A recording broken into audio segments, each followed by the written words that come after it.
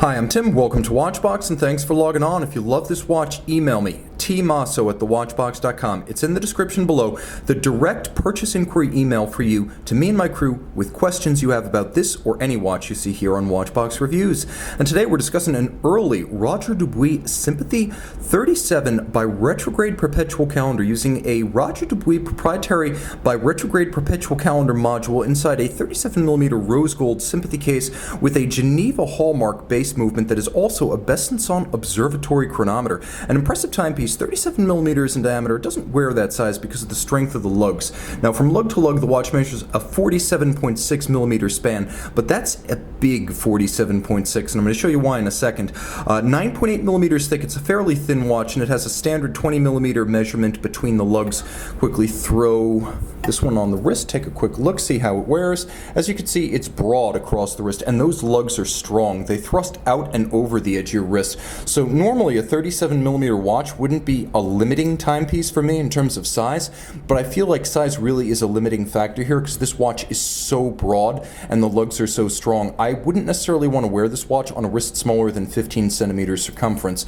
Now, the strap that's fitted is, first of all, a Roger Dubuis factory piece in outstanding condition, well made, nicely affixed to a case that uses screw-fixed bars rather than spring bars to fit the strap for extra security. It's a bonded strap, so the light brown alligator leather, large rectangular scale gloss on the top is bonded rather than stitched to the calfskin on the underside. And you can see you will be the first to gouge or crimp the strap, and you will do so with this handsome Roger Dubuis rose gold single fold to point clasp, a little bit like a Patek Philippe style clasp.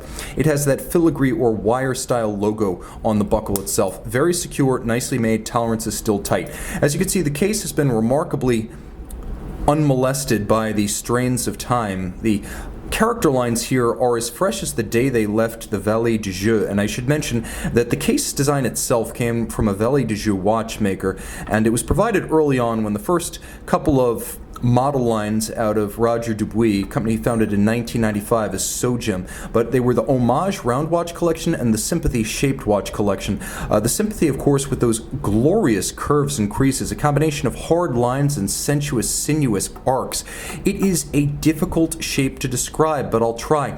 It looks like a piece of molten metal that was drawn out and then flash frozen in a sort of molten form as it was flowing outward, with these curves and creases simply splaying out every which way, giving it both hard edges and soft feminine side. One might say it's a bit of a yin and yang design, but you'll also note that this is one of the early examples, a combination of satin finish and polish for contrast, and then you have both a dial and a sapphire that are shaped to match the case and the bezel. Later on, the Sympathy line maintained this case, and it actually found its way into the Monegasque collection much later on, but the shaped sapphire was lost. This was exceptionally difficult to manufacture and fit, and as a result, and partially because it was also very difficult to waterproof or water resist this kind of watch, these fell by the wayside fairly quickly. So these are the earliest, most extravagant and purest realizations of this design, and thus they are highly sought.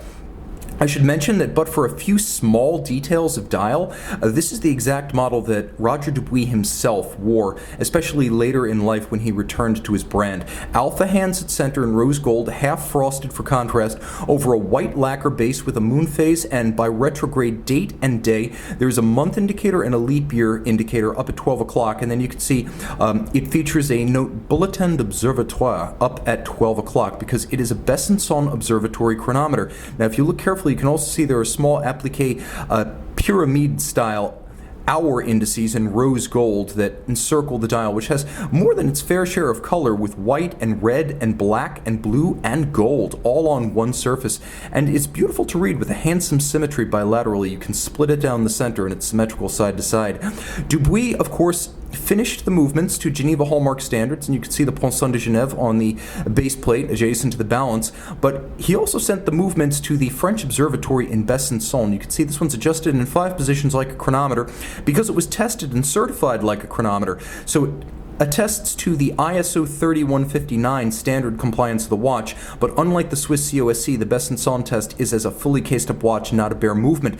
The base is a Breguet 8810, also known as the Longines L990, an ultra-thin twin mainspring barrel, automatic. Twin mainspring barrels for even torque release, so it has more even amplitude from max wind to min wind, without the surges or slumps that come with single barrels. Of course, the 30 joule movement is immaculately executed with mirrored anglage within every joule and screw sink, as well as on the edge of every bridge, and you can see it to good effect if I can get it in proper focus right on the edge of the bridge adjacent to the balance.